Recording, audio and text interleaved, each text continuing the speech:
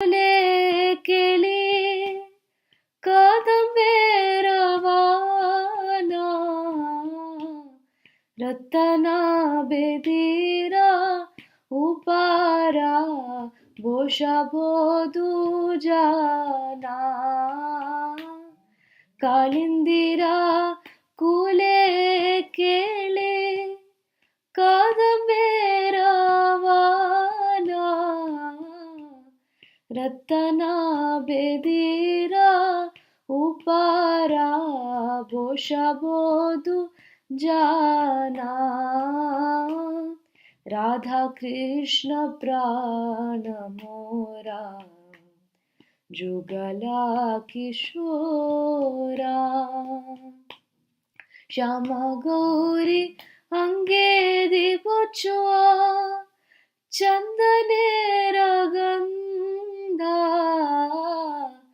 चामरा दुलाभो कबे हेरी मुख चंद्रा श्यामा गौरी अंगे दीपोचुआ चंदनेर गंधा चामरा दुलाभो कबे हेरी मुख चंद्रा राधा कृष्ण प्राण मोरा जुगला किशोरा जीवने मरणे गति यार नाही मोरा गतिया मला तीर्मला दिबो दोहर गाले आदरे तुलिया दिबो कर्पूरा तंबूले गतिया मला तीरा मला दिबो दोहर गाले आदरे तुलिया दिबो कर्पूरा तंबूले राधा कृष्ण प्राण मोरा जुगला किशोरा जीवने मरणे गति यार नाही मोरा ललिता विशाखादि जोता सखी वृंदा हरे Krishna Krishna Krishna Hare Hare Hare Ram Ram Ram Hare Hare Hare Krishna and a very warm welcome to all of you for this Radha Ashtami special session where we will be preparing our consciousness to welcome Srimati Radharani tomorrow.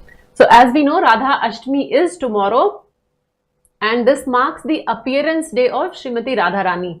So we will hear a little bit about Radharani so that our mind, we absorb her, we get into that consciousness and we can do full justice to tomorrow's festival. So come along with me and we will see in next 1 hour the glories of Srimati Radharani.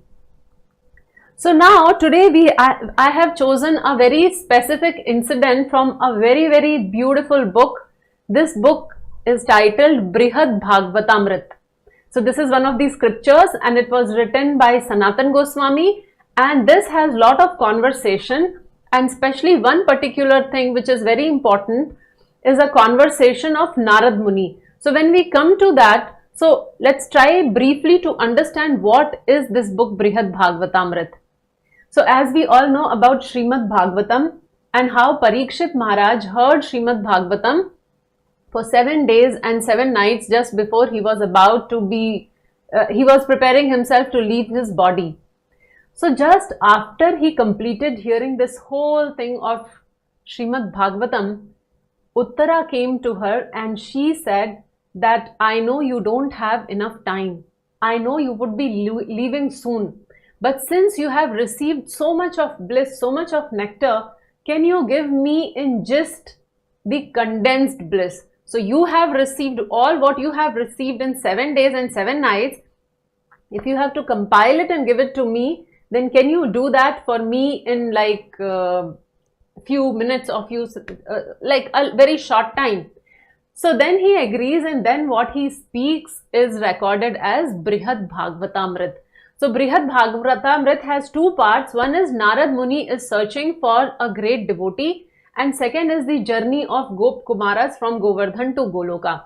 So today I am going to narrate a little bit about Narad Muni's search for a great devotee, this particular section from Brihad Bhagavatamrit.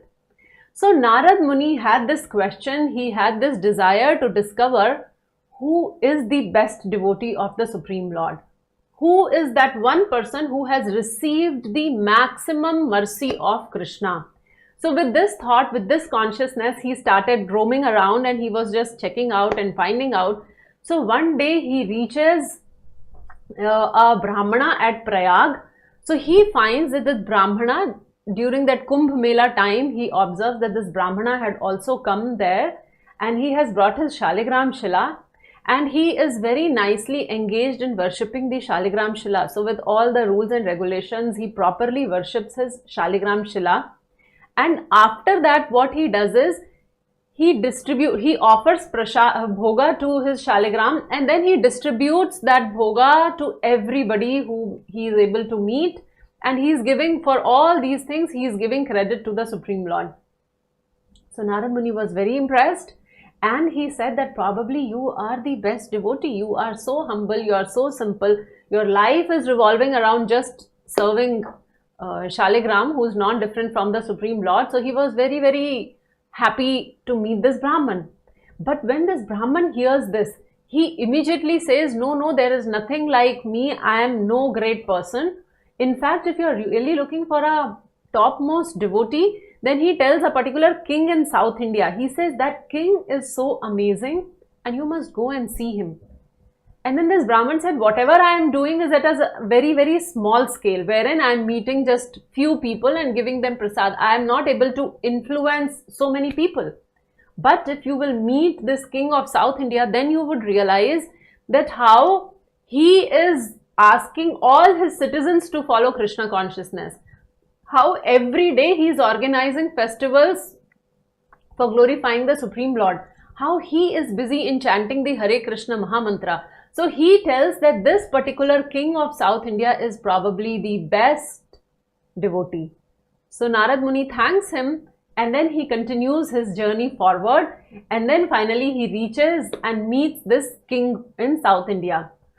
So when he meets this king and he starts glorifying this king, and he starts telling that, when he reaches, actually he observes that king was in the process of organizing a huge festival for the worship of the Supreme Lord. So Narad Muni was very impressed, and he said, you are doing your duties so appropriately. Like you are the one who's gathering everyone in your country, and you are channelizing them, you are inspiring them, you are utilizing them in the service of the Supreme Lord. So he said, you are the best devotee of the Lord, and Narad Muni was very, very happy. When the king heard this, he, on the contrary, he said that probably what you are saying is a big mistake. He said, I am a king and I have a very short-lived life. Like I will not be living for very long. So even if I am doing certain things, but it is for a very short time span. And then secondly, he says, because I am the king, I am full of these rajasic and tamasic qualities in the mode of passion and ignorance. So he says, I am not good enough. But then if you are really looking for a nice devotee of the Supreme Lord, the best devotee of the Supreme Lord, then he says, then probably you should go to Svargaloka. Because if you go to Svargaloka, and there you would find Indra.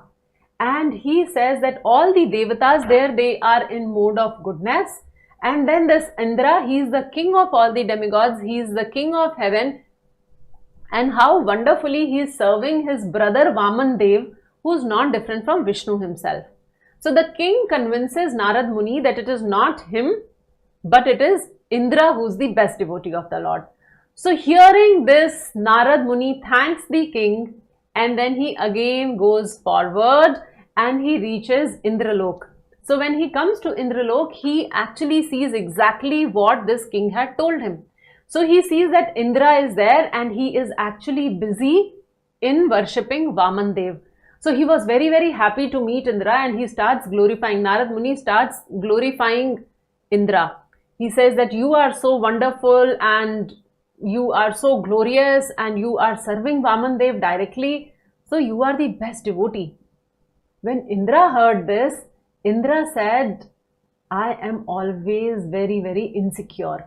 I am basically an insecure person.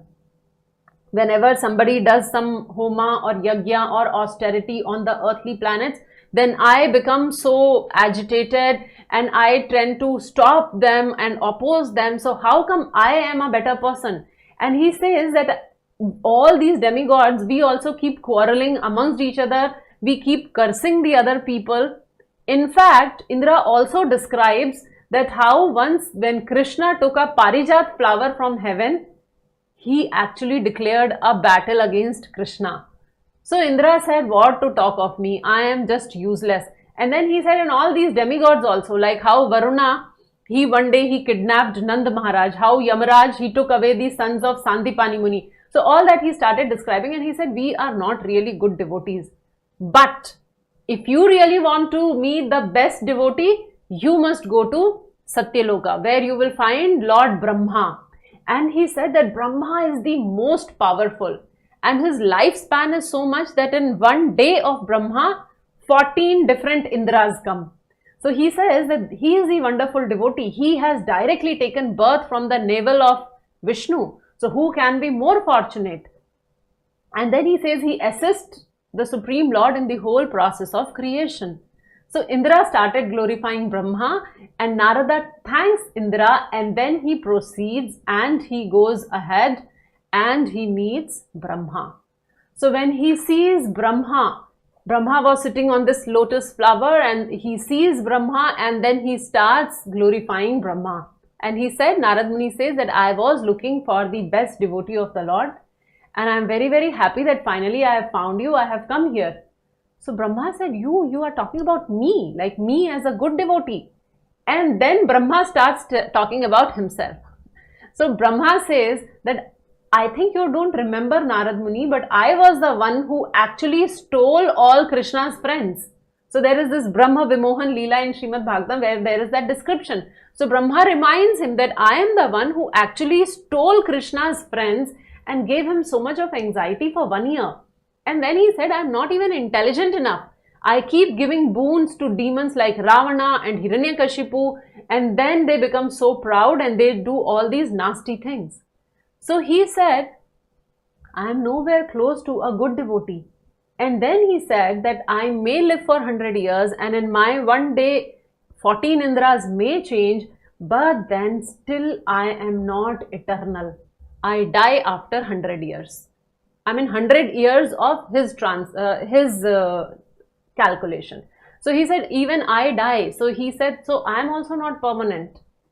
So hearing that, then then Narad started thinking, oh, so where do I find this person?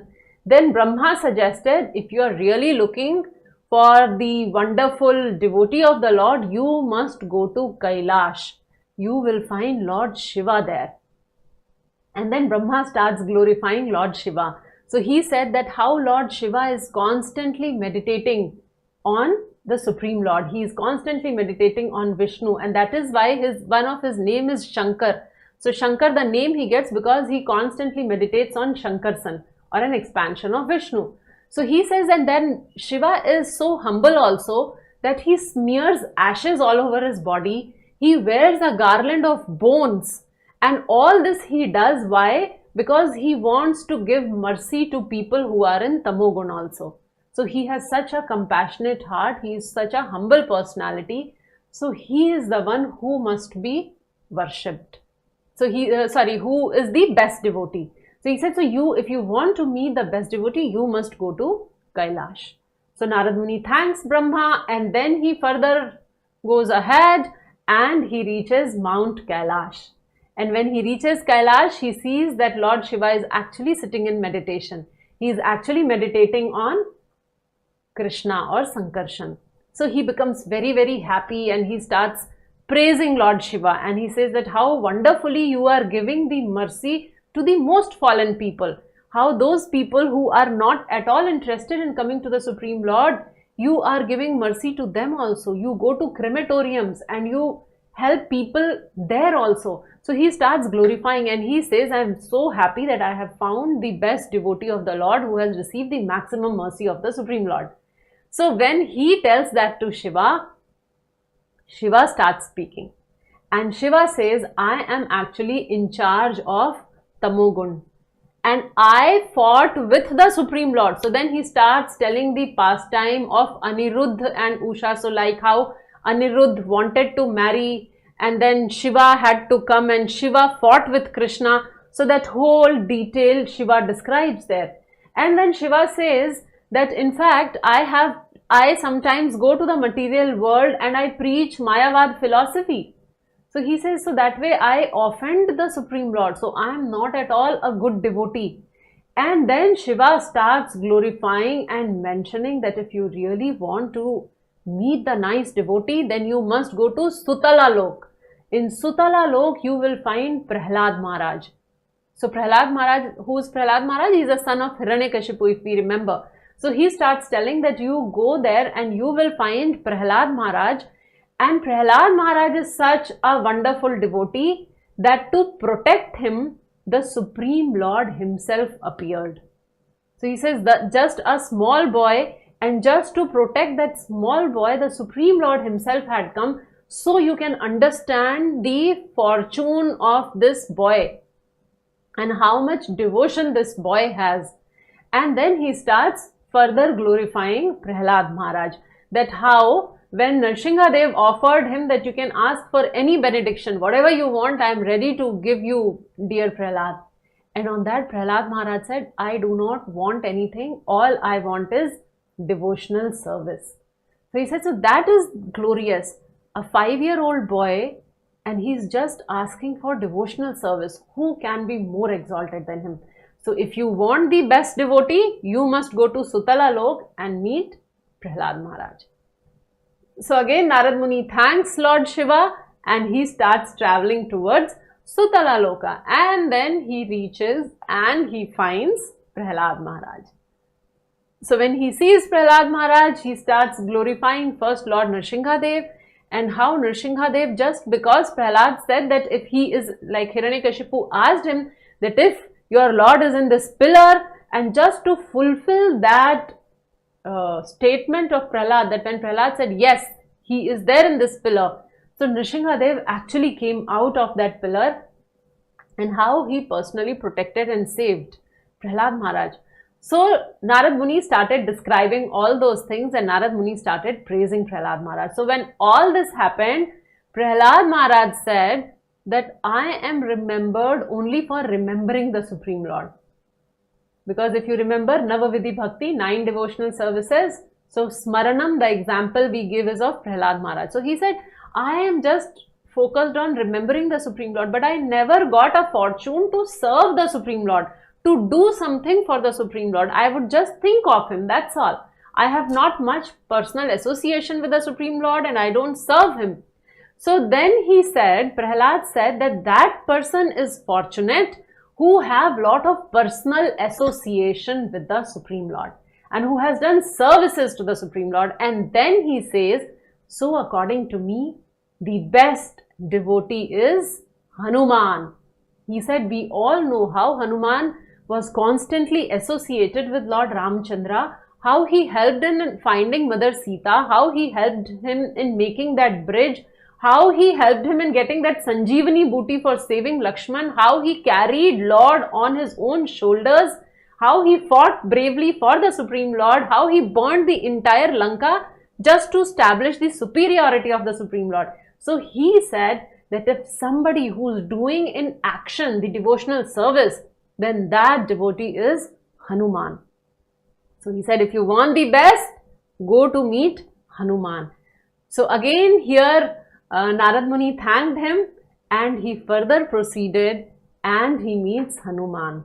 So to Hanuman, he started glorifying Hanuman about all his wonderful services, what he has been doing, and he praised him, and he said that you are glorious, you are wonderful, and I am so fortunate that finally I have met the best devotee. So when Hanuman heard this, Hanuman said, I think there is some mistake. And then Hanuman said that, do you remember Lord Ramchandra? He took Sugriv with him, but he left me here in this mortal world. He has left me here in this material world. He did not even take me. So he said that I am always in separation. I am not there with my Supreme Lord. So he said that much more than anything or anyone, probably the best devotees are Pandavas. And he starts describing about Pandavas, and he said that how Lord personally served them as their advisor, as their charioteer, as like being constantly with them in various time of their life, how Lord personally arranged the wedding of Arjun to Subhadra. So many examples he gave of the glories of the Pandavas. And he said, so anyone, if you are really looking for the best devotee, then you must go and meet the Pandavas. So again, Narad Muni thanked him, and he very happily, enthusiastically, he started moving towards Pandavas. So finally he met Pandavas, and he started glorifying Pandavas. And when Pandavas were glorified, the Pandavas started speaking. They said, if you know about us, we were born, and a little while after that, we have been constantly suffering. We have lost all our relatives, we have lost all our friends, and even Lord is not here anymore. So everybody has left, and we are all alone here. So they said that even we are not like happy because Lord is not here. But Lord is always there with Yadus. Lord is always there in Dwarka. Lord is always there with Uddhava. So they said Uddhava is actually the best devotee of the Lord, because Uddhava is always with the Lord. He wears the clothes which Lord wears. He looks similar to the Supreme Lord. And for his very special mission, Lord always chooses Uddhava. So like that, they described Uddhava, and they said how Uddhava is the best devotee. So again, Narad Muni thanked here, and then he proceeded towards Dwarka, and he met Uddhava.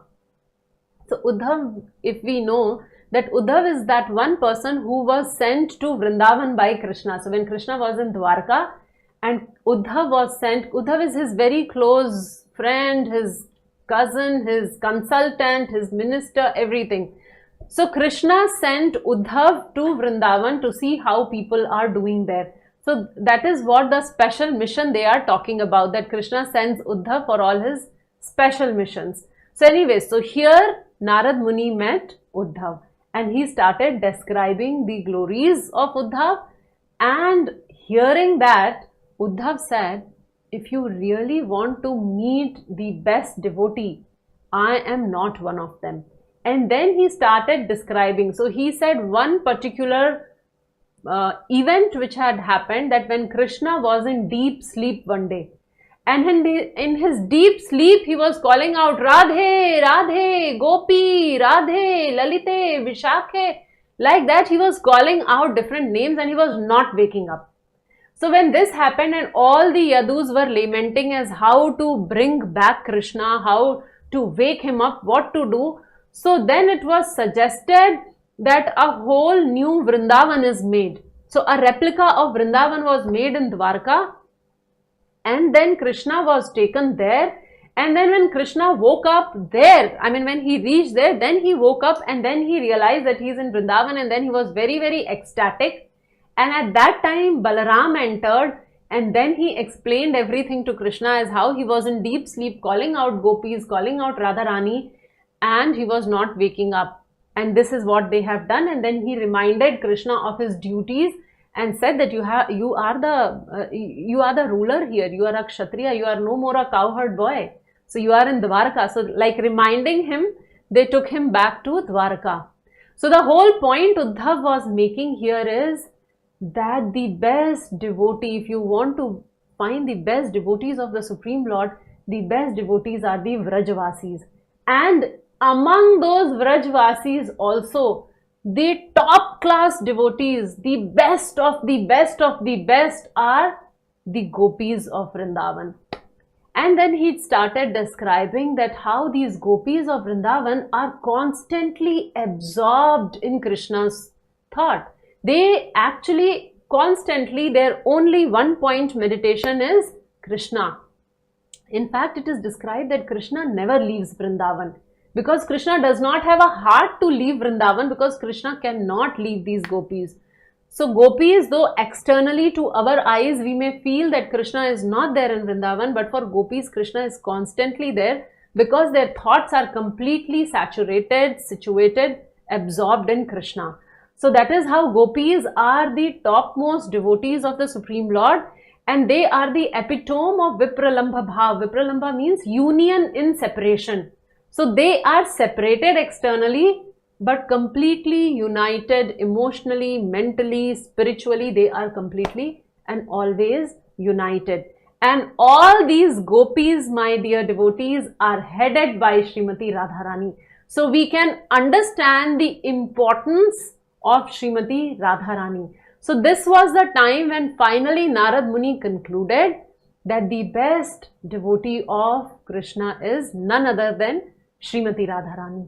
And we are preparing ourselves to welcome that devotee. So I chose today to explain this entire story or the pastime which is mentioned in Brihad Bhagavatamrit, so that we can understand the hierarchy, so that we can understand where the gopis are, and on top of the gopis are Srimati Radharani.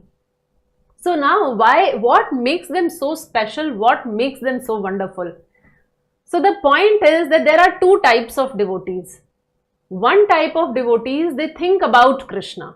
They think what Krishna would be doing. Okay, so let me offer, or let me do certain thing. Let me chant Hare Krishna Mahamantra. We think about Krishna. Like many of you ask also, when we are chanting Hare Krishna Mahamantra, the mind goes here and there and we are not able to think about Krishna. So the whole point is that we try to think about Krishna. The second type of devotees are those who think for Krishna. So they don't think about Krishna, they think for Krishna. What will Krishna eat? Is Krishna safe? Are there some demons in Vrindavan who may attack Krishna? So this second type of devotees are the Vrajvasis. They don't think about Krishna, they think for Krishna's pleasure, everything for Krishna's pleasure. In fact, the whole world pray to the Supreme Lord, and Vrajvasis, they pray for the Supreme Lord. So like Yashoda, Mother Yashoda, she prays that please protect my son. She prays to Vishnu that please protect my son. So that is the thought, that is the mindset of the Vrajvasis. And when we talk about Vrajvasis, the topmost amongst them, there are different types of relationship, and the best type of, or the deepest and the most intense relationship is between Shri Radha and Krishna. In fact, Radharani, we call her by two names. So one name of hers is Radhika. Radhika means one who is doing aradhana, or who is doing worship of Krishna. So Radhika means one who worships Krishna, and the second name is Radha, and Radha means whom Krishna worships. So that is the glory of Srimati Radharani, that Krishna himself worships and meditates and calls out Srimati Radharani. So as I was telling you that how we all chant Hare Krishna Mahamantra, Lord Krishna chants Radhe Radhe Radhe. In his dream he was chanting in Dwarka about Radharani. In fact, all the queens of Krishna would complain about that my husband, the moment he sleeps, he starts calling out Radharani. So this is how we chant Krishna's name, and there we have Krishna who chants Radharani's name. So that is the glories of Srimati Radharani. And this Radha Ashtami is the festival which marks her appearance day. So like in our Vrindavan Yatra, I am sure most of you would have attended that. So when we went to Varshana and Raval on day 3 of Vrindavan Parikrama, we described in detail about the birth of Srimati Radharani. Those of you who have not attended that, So it is available on our YouTube channel. We request you can actually go there. Day 3 of Virtual Vrindavan Tour. The entire description of birth is there. So because we discussed that in the last week, so today I am skipping out the birth part. We will listen to some of the glories and a beautiful pastime. So here we have this beautiful verse on your screens. Govinda Nandini Radha, Govinda Mohini, Govinda Sarvasva Sarva Kanta Shiromani. Radha is the one who gives pleasure to Govinda. See, the first word is Govind Anandini. So one who gives Anand to Govinda. So Radha is the one who gives pleasure to Govinda, and she is also the enchantress of Govinda. Govinda Mohini, moh kar leti hai. She attracts Krishna towards him. So she is also the enchantress of Govinda. She is the be all and end all of Govinda, and the crest jewel of all his consorts. So Govinda Sarvasva Sarva Kanta Shiromani. So she is the Shiromani, she is the crest jewel of all his consorts. So that is the position of Srimati Radharani. We will read one more verse here. Devi Krishna Mai Prokta Radhika Paradevata Sarva Lakshmi Mai Sarva Kante Shir Sammohini Para. So here it is said, the transcendental goddess Srimati Radharani is the direct counterpart of Lord Shri Krishna. Devi Krishna Mai Prokta. So the counterpart of Krishna is Radharani. She is the central figure for all the goddesses of fortune. She possesses all the attractiveness to attract the all-attractive personality of Godhead. She is the primeval internal potency of the Lord. So even Krishna gets amazed when he sees Radharani in so much of ecstasy. Even Krishna gets amazed. Even he starts thinking that how Radharani is deriving so much of happiness in presence of Krishna. And like it is said, Sarva Lakshmi Mai Sarva. All the power of Lakshmi, there are so many unlimited Lakshmis, and all the power of Lakshmi comes from Srimati Radharani. Or in other words, she is the source of all the Lakshmi. And then the last line is Kanti Sammohini Para. Krishna gets attracted to Srimati Radharani. She attracts even Krishna. So going to the next one. Radha Purna Shakti Krishna Purna Shakti Man Dui Vastu Bhed Nai Shastra Praman Radha Krishna Aiche Shada Ekai Swarupa Leela Rasa Aswadite Dhare Dui Rupa. So Radha Purna Shakti, she is the complete power, full power. Krishna Purna Shaktiman, and Krishna is the possessor of that full power. So Radharani is the Shakti and Krishna is the Shaktiman. Dui Vastu Bhed Nahi Shastra Praman. There is no difference between the two of them. The two are not different. Shastra Praman. There are so many innumerable scriptural references that how they are one and the same. Radha Krishna Aiche Shada Ekai Swarup Leela Rasa Aswadita Dhare Dui Roop. So just to enjoy the pastime, just to relish the pastime, they take two different forms, whereas there are one combined one person.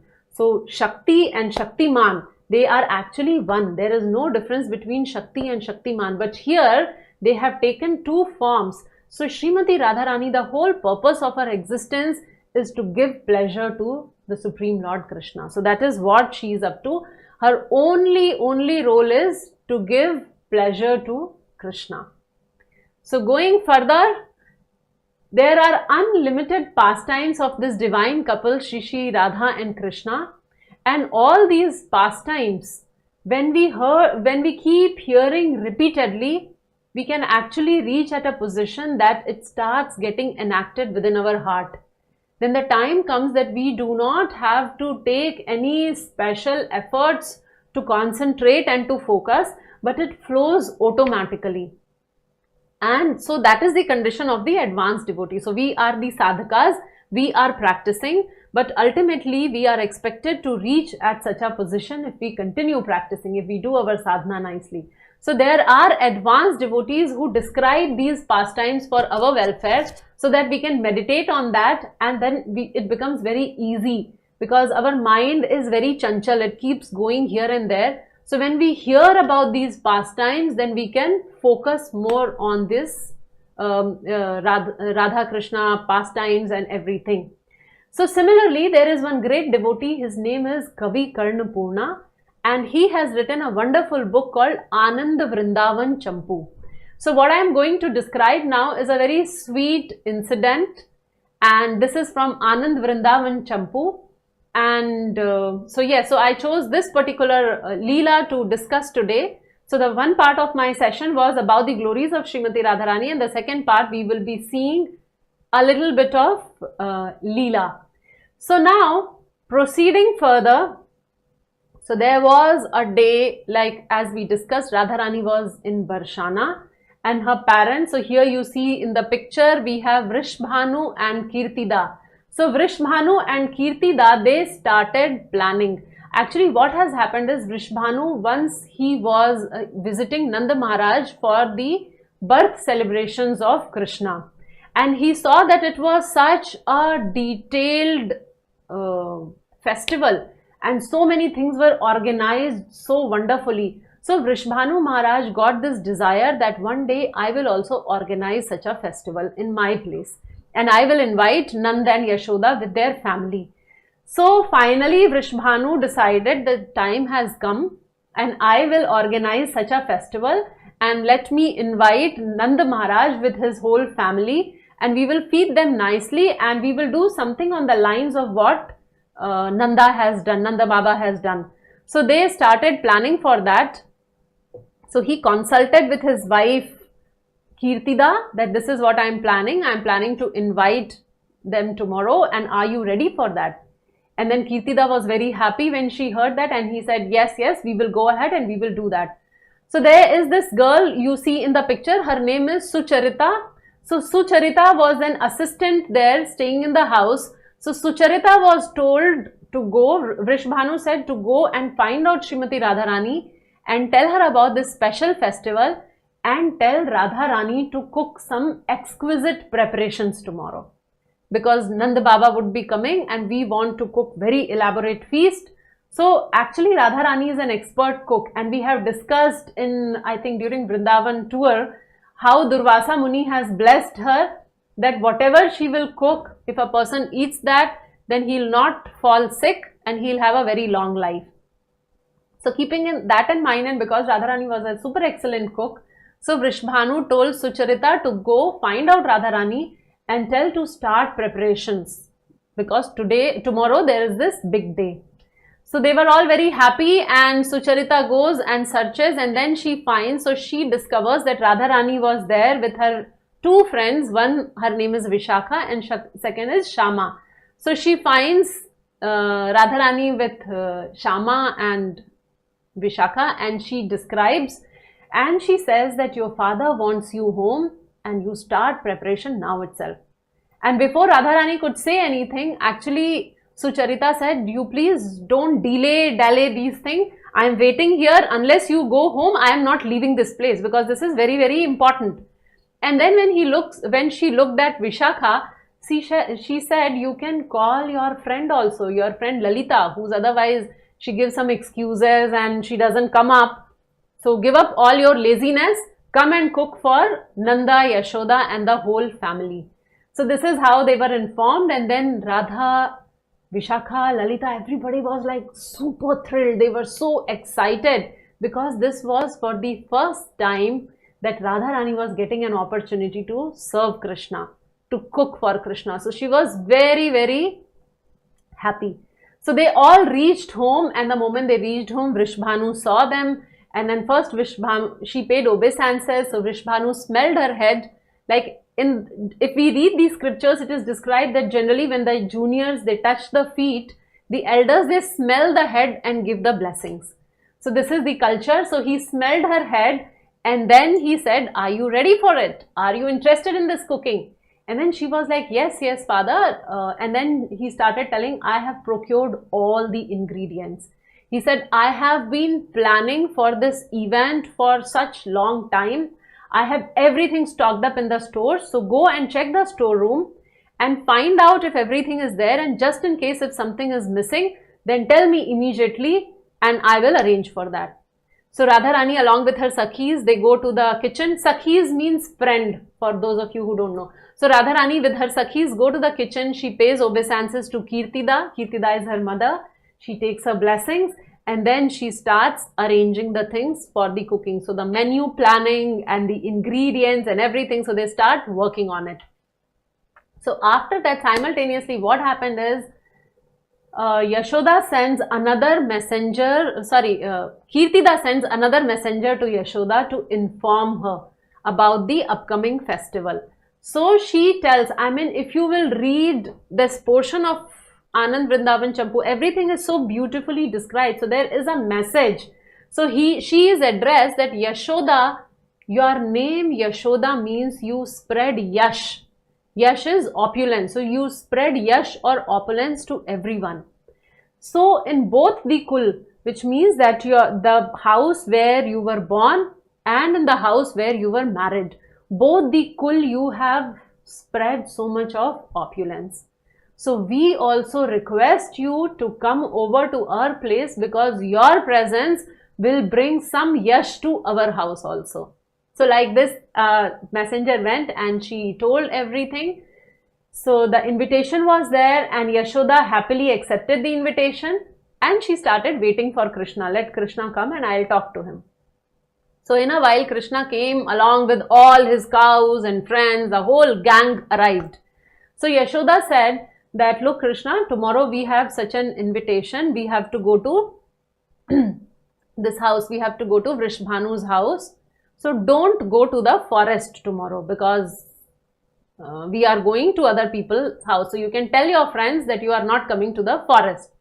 So when Yashoda asked Krishna not to go, Krishna said, how can I go, Amma? How can I go without my friends? Anyone who wants to invite me should call my friends also. If they are not calling my friends, I am not going. Ideally, they should call my cows also. But if not cow, at least my friends they should call. I'll not leave my friends and go. So when Yashoda heard this, Yashoda said, okay, so you don't come. She said, okay, don't come. I'll go. We will go, you don't come. We'll take Balram.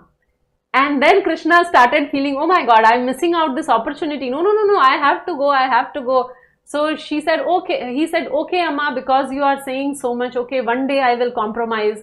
So actually the Acharyas describe, like I was telling you, that there are different types of relationship with Krishna.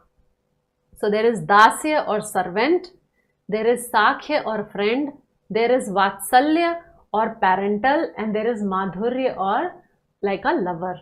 So all these four are one above the other. So the highest priority, the top rung is the Madhurya Ras. So when Krishna was comparing the Sakhya with Madhurya, the friends with Radharani, so then finally he said, okay, one day I will not go with my friend and I will come with you.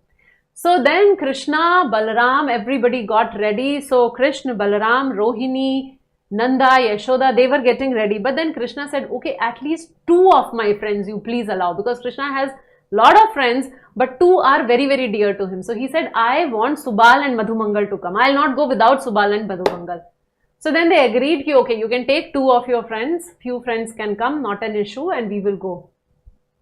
So next day when they got up, everybody was so happy in Vrishbhanu's house. It is described, Vrishbhanu was so happy like the rising sun. He was so brilliantly effulgent and he was very, very happy, enthusiastic, and they were all very eager. All the arrangements were made to receive Nand and Yashoda. So they were all waiting for them.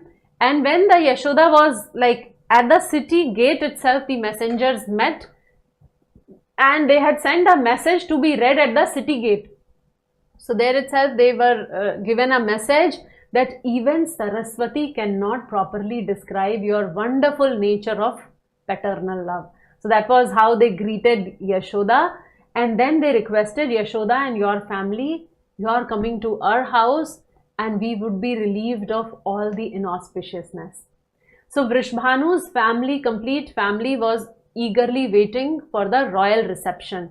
And it is described that there was such lavish decoration, from the city gate to all the royal road up to. In fact, in the city, there were strings of bells which were hanging. So tin, tin, tin, tin, they were walking and those beautiful sound from the bells were coming. So string of sweetly jingling bell, then auspicious water pots. So along with the path, the water pots, full water pots were kept along with the road because it is an auspicious symbol. And then there were brass pots in which the coconut and mango leaves were kept there along the path. And the whole path was decorated with different color, multicolor lamps. And then because it was the daytime, bright time, and the sun was high there, so during the daytime it was happening, so they had arranged for the banana leaf canopy sort of thing. So they were walking under the shade of banana leaves so that the sun rays don't come on them.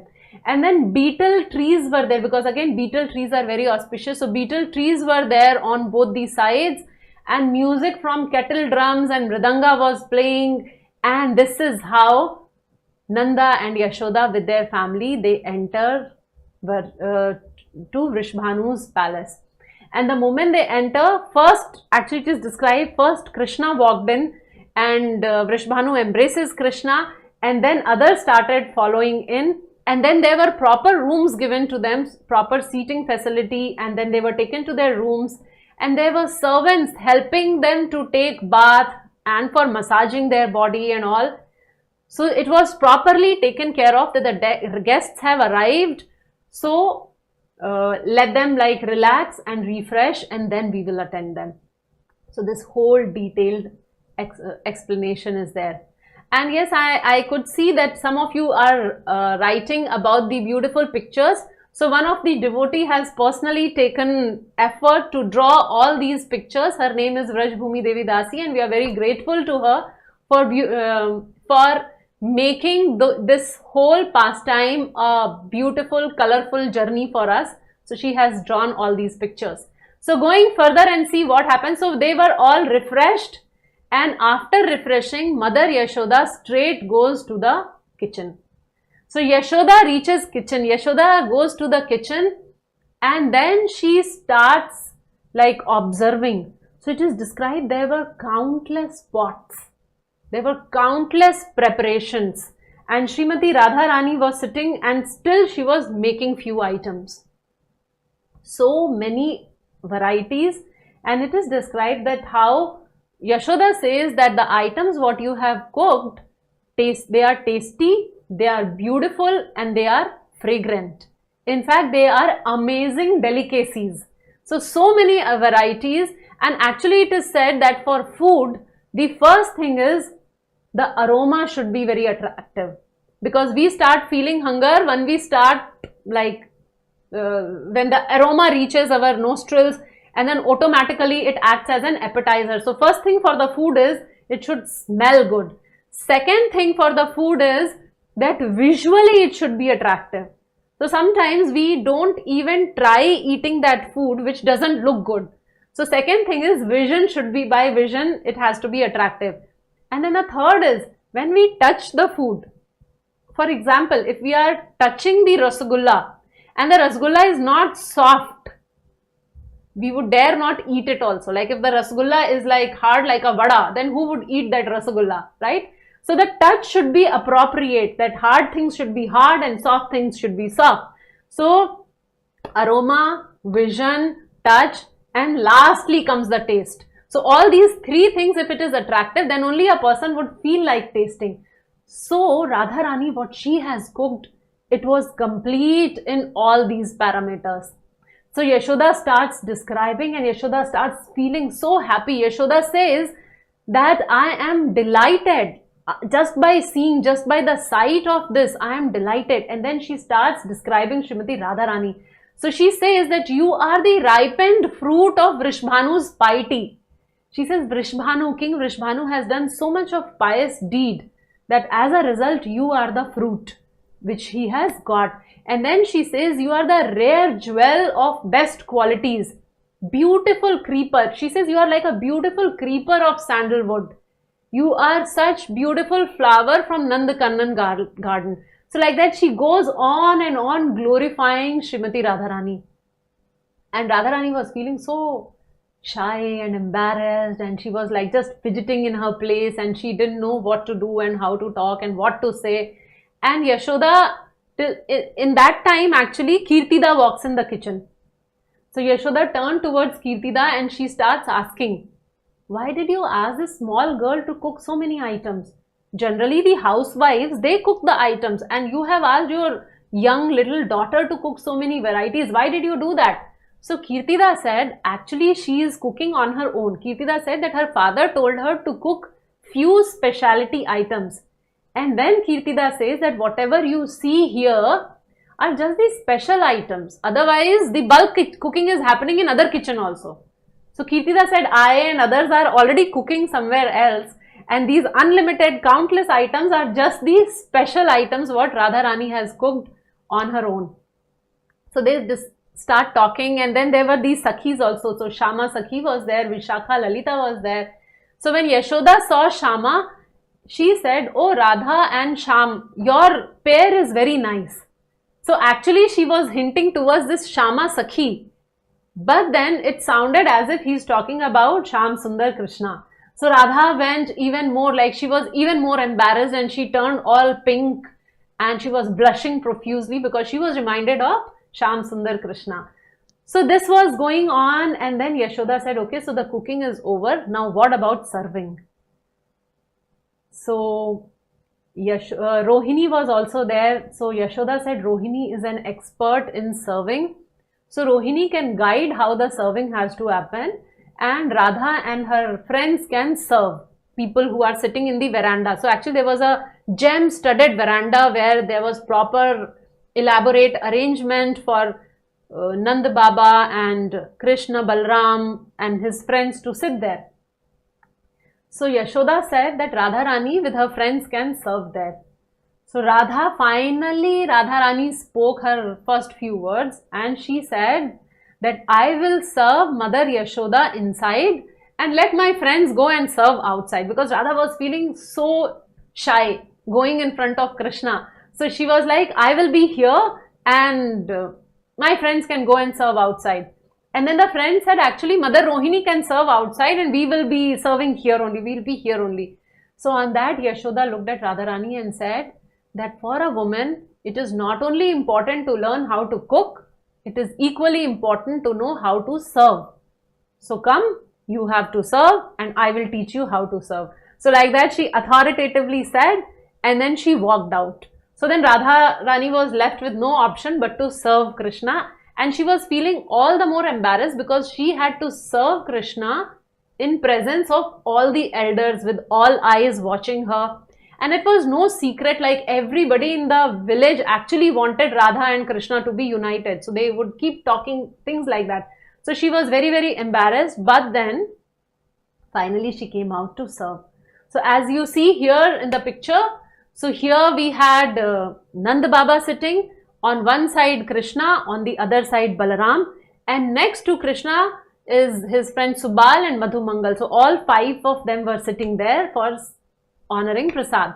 So when Radharani came, what she did is she served Nanda Baba and then she went towards Balaram, and she left the other side that Shama Sakhi and Vishakha will go and serve that side. So she very cleverly, she goes the other side. And here Yashoda Maiya again says that Radha, you are not serving Krishna, go and serve Krishna. So like that she was like really pushed into it, and then she served and she was serving and waiting, and Krishna was very embarrassed. Krishna did not know what to speak, though he keeps speaking so much, but here Krishna was also quiet and he was eating. And as you see in the picture, there is a parrot sitting on Krishna's shoulder, so that is Krishna's parrot. So Krishna was eating and little bit he was feeding his parrot. So he was focusing just on food. And then there is this Krishna's friend Madhu Mangal. Now Madhu Mangal is very, very fond of eating. And second thing he is very fond of is speaking. So he utilizes his tongue to the maximum. So he eats, he tastes nice food, and he keeps speaking. So now he started telling, so he starts talking it out. So first he says that I am a Brahman. Madhumangal is the only person in the whole gang who's a Brahman. So Madhumangal says, I am a Brahman and I have eaten at hundreds of places, but I have never eaten such tasty food. So he was about to speak more and Krishna said, okay, keep quiet and eat. Don't talk so much. So Madhumangal said, how is it possible not to glorify this food? If I had 100 mouths, I would have eaten with all 100 mouths and I would have glorified with all 100 mouths.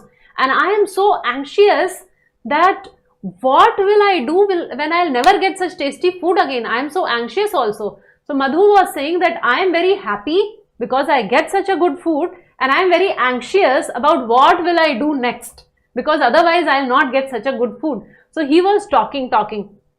And Krishna was like, shoo, be quiet, don't speak. So he was like, you are not letting me speak. This is just not fair. And then Krishna was eating and Krishna was like, he made a face like he didn't like or things, something in his embarrassment he did. And the moment he did his plate a little away, Madhu jumped on it and he started eating from that also. And he said, it's so nice, I'll eat. So anyway, so Krishna also started eating and they were all eating. And there was this parrot who was like sticking out his neck a little. So Yashoda saw that and Yashoda said, oh Dvija, you want to say something? Now those days parrots also talk. So please don't send the question that how is it possible that the parrot can talk, but then those days parrots would also talk. So Yashoda, when she notices that, so Yashoda said, oh Dvija, you want to say something? So now Dvija is an address for someone who takes birth twice. So generally Dvija means a Brahman, because a Brahman takes birth one from his mother's womb, and second time when he gets his sacred Upnayanam done, when he gets his Janeu Pavitra, so that is his second birth. So when Yashoda said Dvija, she was actually referring to the parrot. And why was she referring to the parrot? Because parrot also take, all the birds rather, it is said that the birds also take birth twice. So once is when they come into the egg, and second is when the egg is broken and they come out into the real life. So she was addressing her, she's saying, actually she said Dvijaraj. So she said, oh Dvijaraj, you want to say something. So the moment she spoke this much, and Madhumangal was like, thank you Maya, I wanted to say something and this Kanha was not letting me speak. And I am so happy that finally somebody has accepted me, that I am the Dvijaraj, I am the best of the Brahmanas. So Yashoda said, I am not asking to you, I am talking to the parrot. So then he was a little quiet, and then parrot also started glorifying the food. So the best thing is that everybody was just loving the food. In fact, Nand Baba also said that this is probably one of the best food what I have ever eaten. And yes, and when Madhumangal was speaking, so he started comparing Radharani with all the demigoddesses, and he started saying that how Radharani's cooking is just like from heavenly planet. So when this parrot was given an opportunity to speak, he interrupted and he said, how can you compare Radharani with demigods? She is not a demigod. She is Sakshat Lakshmi Devi herself. She is more powerful than Lakshmi. So like that argument started happening, and Radharani felt even more embarrassed. So on pretext of getting something, she went inside the kitchen, and to her followed Shama and Vishakha. So when they reached in the kitchen, they removed their veil and they started giggling and laughing, and the girls started making fun of Radharani, and they were like, okay, I'll not go outside, you go and serve. So when this all was happening, Yashoda Maya again came in the kitchen and said, you have not yet finished serving, come out and serve. So then they were called again. So everyone finished eating prasad, and then Nanda Baba said that I could taste all 6 types of taste in this food what Radharani has cooked. So there are 6 types of food: bitter, sweet, salty, astringent, pungent and sour. So he said that the food comprises of all various tastes. It gave such good variety of experience. So I am very, very happy. And then after they all ate, then Vrishbhanu brought the tambula. Tambula is pan. So he brought tambula, he gives different types of ornaments, he garlanded everybody, he applied sandalwood pulp for them. So this is how the whole lunch pastime gets over. And when this happens, Yashoda Maiya goes to the kitchen. So she goes to the kitchen and she starts glorifying Radharani once again. And she starts telling that this food was so good and I have never seen my Kanha eat so enthusiastically. He was eating so happily, he was eating so enthusiastically. So I have a request, from this day onwards, can you come daily to Nandgaon and cook for my Krishna? Because from today onwards, Krishna will eat the food, only the food which is cooked by you. So everyone was so pleased, happy, and Radharani was completely delighted when she heard this offer. But then within her, she was thinking, I don't know how it is appropriate, what my mother will say, can I go, can I not go? And then she was also feeling very shy that everybody is glorifying the food so much. So Yashoda said, you should not feel, being humble, feeling humble is nice, but you should not feel very embarrassed because I am just stating the fact. And you have the blessing of Durvasa Muni also, that whatever you will cook, a person who eats will have long life and will not fall sick. So I'll be very happy if you can cook for Krishna. And then Yashoda says, but then I know that you will not accept anything without your parents' permission. So I will ask Kirtida also. And by this time, Kirtida came into the kitchen. So Yashoda briefed Kirtida and Kirtida said, yes, definitely Radharani will cook and she has a special technique. But the thing is that your kitchen may be different from the requirements what Radharani has. So what do we do? How do we resolve that? So then it was decided, there is this Pavan Sarovar. We took you to Pavan Sarovar one day. So it was decided that at Pavan Sarovar, a new kitchen would be constructed. And that kitchen would have 50 burners. And Radharani would cook on 50 burners simultaneously. So like when we are cooking and we are able to use our 3 or 4 burners, we feel very proud of ourselves that we are cooking at 4 burners simultaneously. Radharani was cooking at 50 burners simultaneously. And this is how she started cooking different vyanjan, different pakwan, different varieties of food for Krishna. So the thing is that Radharani, because day one when they were invited, she accepted that service nicely. So what happened as a result? She gets that service eternally. It has been decided that she would be cooking continuously for Krishna. So when we do seva, when we do service, this is what is our fortune. When we do a job, we get some money as a reward. But when we do a service, the reward is more service. So we do some service and we get more service, and we do more service and we get more service, and we do more service and we get more and more and more service. So this is the blessing of Srimati Radharani. And so this is how we have to aspire to serve this divine couple, Shri Radha and Krishna. And we pray on this beautiful day of tomorrow, on Radha Ashtami's occasion, to be eternally engaged in the service of this divine couple. So the more we serve, like as we were describing that Krishna eats food cooked by Radharani. So when we are cooking, we must have that consciousness that we are serving under Srimati Radharani. It is my effort to serve Krishna under Srimati Radharani. So falling at her feet, let's pray for unlimited service. So tomorrow is Radha Ashtami and this festival is very sweet and simple. And to observe this, we request all the participants here, we observe a fasting till 12 o'clock. So till 12 o'clock, we do not eat anything and we are busy cooking things. So at 12 o'clock, whatever things we can prepare, we offer everything to Shri Radha Krishna. Remember, without onion and garlic. So different varieties, you can make different varieties of murku, vadai, anything, sweets, snacks, savories. So all the varieties of cooking, I encourage each one of you to cook at least 11 items. So keep your minimum tab of 11 items. So 11 items you cook tomorrow for Srimati Radharani. Get a tulsi leaf, keep on all these 11 items. Pray to Shri Shri Radha Krishna to come to your home and accept this offering. So with this we will take leave, and I hope that you all have a blissful Radhashtami festival.